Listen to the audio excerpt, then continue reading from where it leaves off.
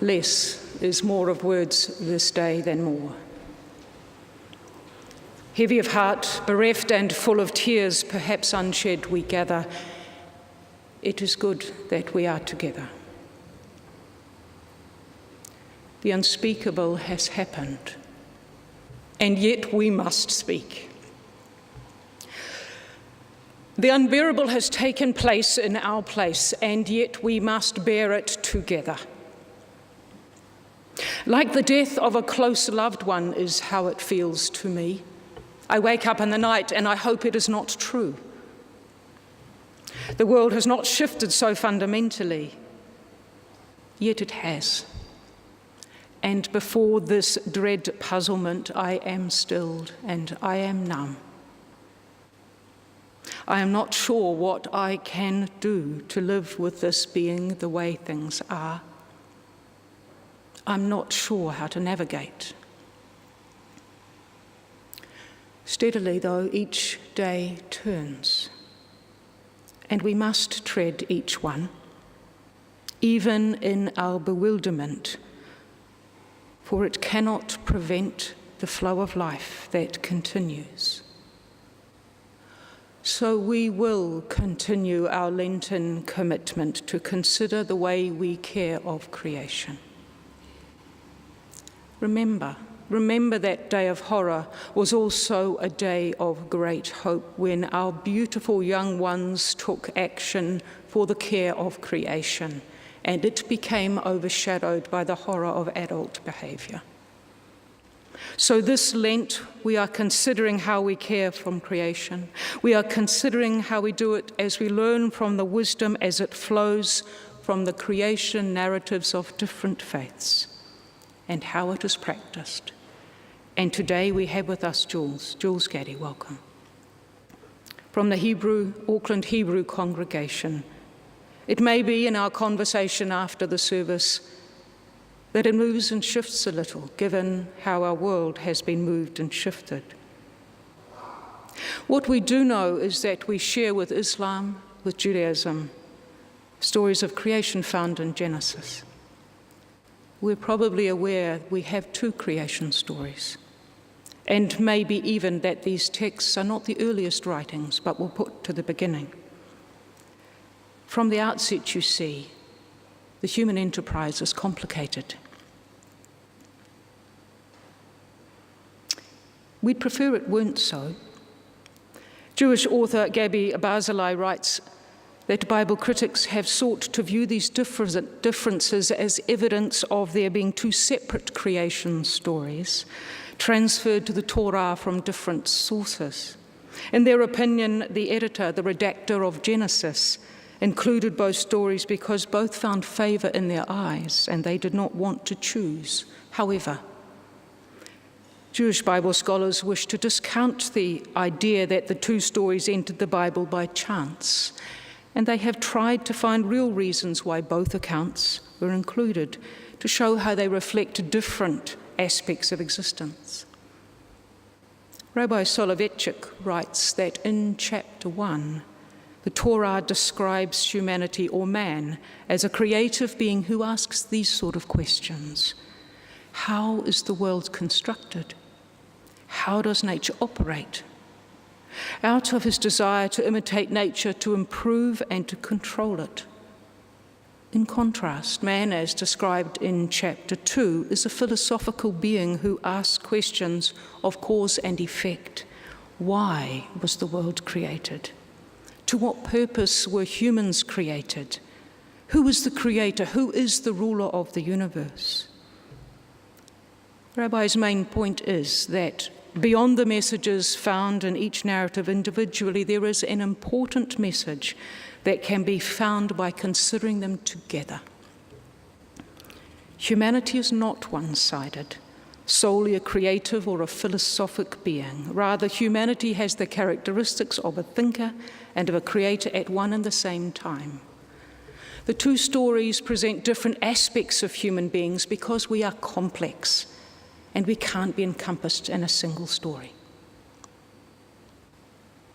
Humans are complex.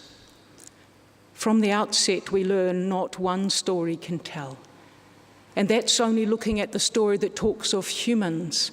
That is before we even consider the other dynamic in our creation narratives, humanity's way of conceiving the divine partner that brings creation into being.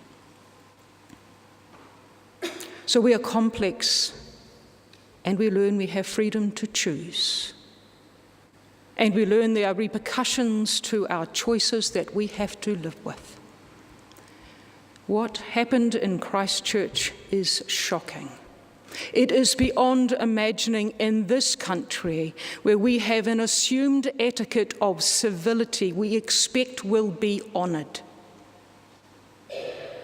However, whether we are comfortable with the notion or not, the acts of this man and those, and there are many who are aligned with him, people with such capacity for inhumanity are among us. We would rather it not be so, but it is. What is more, such capacity for inhumanity isn't just over there. It's here. It is in us. We would rather this not be true. As our disbelief and our numbness dissipate, there will be anger. There will be desire for retribution and for blame, because we humans like to feel we can do something, that we can reassert meaningful control when it has been stolen from us, ripped from our hands. We humans are complicated and we are messy, and we've capacity to choose how we enact our complexity, how we live, which stories we listen to and bring to life. Many years ago, I heard this American Indian tale. You may have heard it. There was an old grandfather who had a grandson that came to him, and he was very angry at a friend who had done him an injustice. The grandfather said, "Let me tell you a story. I too at times have felt a great hate for those who have taken so much with no sorrow for what they do. But hate wears you down and does not hurt your enemy. It is like taking poison and wishing your enemy would die. I have struggled with these feelings many times." The grandfather continued, "It is as if there are two wolves inside of me. One is good and does no harm. He lives in harmony with all around him and does not take offence when offence is not intended. He will only fight when it is right to do so and in the right way. But, the other wolf, he is full of anger. The littlest thing will set him into a fit of temper. He fights everyone all the time for no reason. He cannot think because his anger and his hate are so great. It is hard to live with these two wolves inside me, for both of them try to dominate my spirit." The boy looked intently into his grandfather's eyes and asked, "Which one wins, grandfather?" The grandfather solemnly answered, "The one I feed."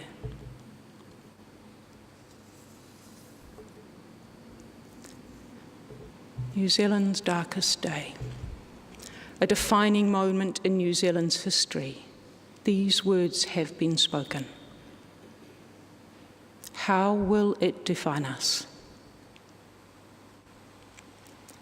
How will we choose to be defined by it? Which wolf will we feed? Will the violence of this moment define and determine how we as a nation and individuals in that nation choose to react and choose to be? Or will we define who we are by choosing for one another? Will we respond to such targeted violence by deciding actively to make, in the words of Jacinda Ardern, they are us true? Will we make this place a home for all who choose New Zealand as their place? Will we have the courage to follow the lead of our young people who defied the authority of adults in their schools, who resisted the scorn of media, the derision of some politicians and some public opinion, who were determined to talk about everything but the thing the young people were striking for, which is, unless we act differently now, there will be no future. What is our choice?